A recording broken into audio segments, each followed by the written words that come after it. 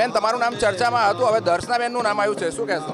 સૌપ્રથમ તો દર્શનાબેન સાથે સાથે જેટલા બી લોકોને પ્રતિનિધિત્વ કરવાનો મોકો મળ્યો છે બધાને હૃદયપૂર્વક અભિનંદન પાઠવું છું. અને તમે જેમ કીધું, આ ચર્ચા તો મીડિયાનો ભાગ છે. હું તો ખુશ છું કે ભારતીય જનતા પાર્ટીની સરકારે મને MLA બનવાની તક આપી. એ બદલ અગર જો આપના માધ્યમથી અત્યારે મને મોકો મળ્યો છે તો એના માટે બી સરકારને આભાર વ્યક્ત કરીશ. અને જેટલા બી લોકોને પ્રતિનિધિત્વ કરવાનું સરકારનું ડિસિઝન છે એના માટે બી હું હૃદયપૂર્વક એ બધાને દિલથી અભિનંદન પાઠવું છું. ધન્યવાદ.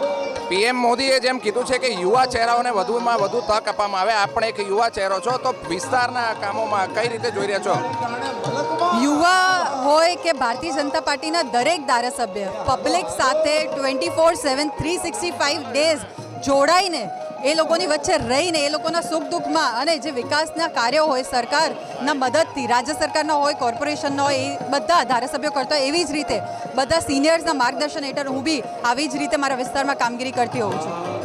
તો આ હતા નરોડાના ધારાસભ્ય જે સિનિયરના માર્ગદર્શન હેઠળ આગળ વધવા માંગે છે. કેમેરામેન વિજય સાથે ભદ્રેશ કુમાર, ઓફ બીટ, ગાંધીનગર.